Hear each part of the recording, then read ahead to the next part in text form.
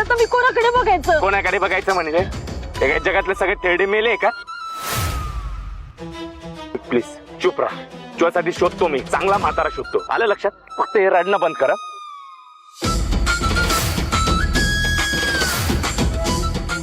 Major,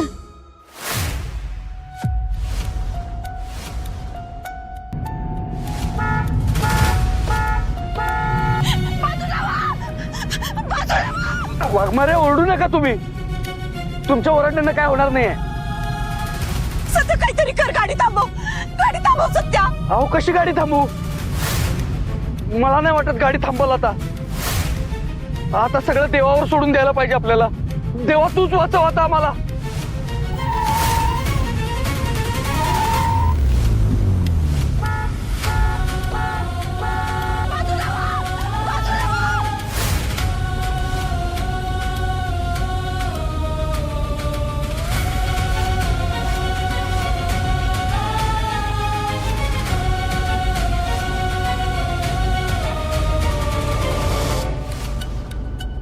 सध्या तिथं छोटं वळण आहे अगदी. या स्पीडला गाडी पलटी होईल. कर काहीतरी, काहीतरी कर पटकन.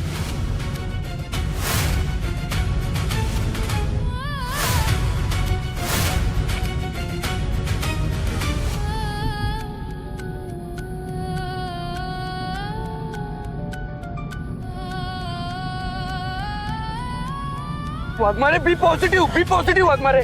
आपल्याकडे वेळ नाही, आपण दोघं मरू सध्या. मी एक काम करतो. मी ना मी पुढे एक तलाव आहे, त्या तलावात गाडी टाकतो. वाचलो तर वाचलो. नाही, मला बुडून नाही मारायचंय. आता तुम्हाला मरण्यात पण ऑप्शन पाहिजेत काय वाघमारे?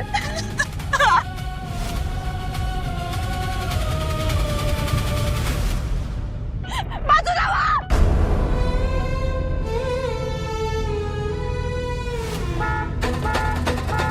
बाजूला व्हा.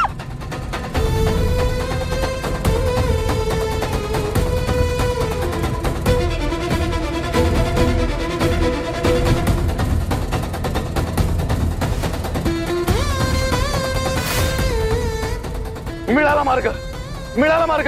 इकडे कुठे घेतलीस गाडी? आपल्याला तिकडे जायचं होतं ना. वाघमारे शांत बसा तुम्ही जरा.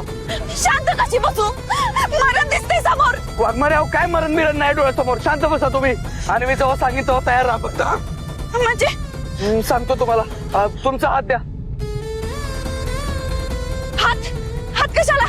अहो हात तरी द्या. इथं जीव चाललाय, रोमॅन्स सुचतोय तुला. हो वाघमारे हात द्या.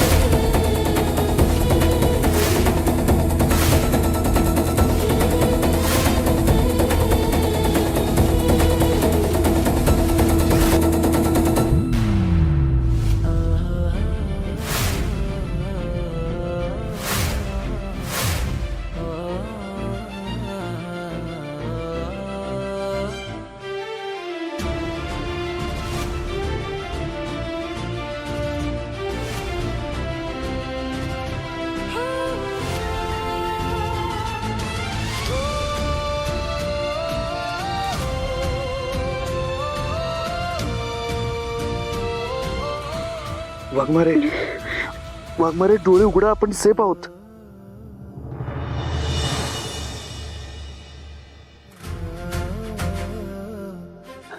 आपल्याला काहीच नाही झालं ना?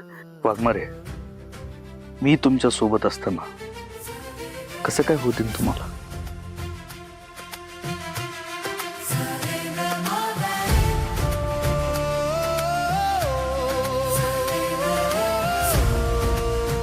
वाकुरी खांडून झाली. उद्याच्याला तेवढी हळद लागून झाली का नाही म्हणजे मग बरं झालं बघ. काय बघायला मिळतंय आजकाल ही तरणी ताटी पोरं म्हाताऱ्याच्या काळात. चला तुम्ही काय लाज. बघताय चला.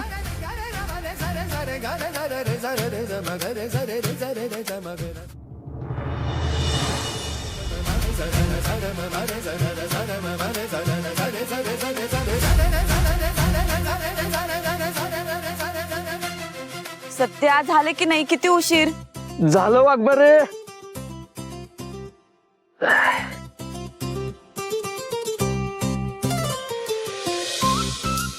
सत्या, अचानक ब्रेक कशी काय फेल झाले? तू गाडीचं सर्व्हिसिंग केलं नव्हतंस इतक्यात? वाघमारे प्रत्येक वेळी तुम्ही माझ्या सर्व्हिसिंग वर काय येतो?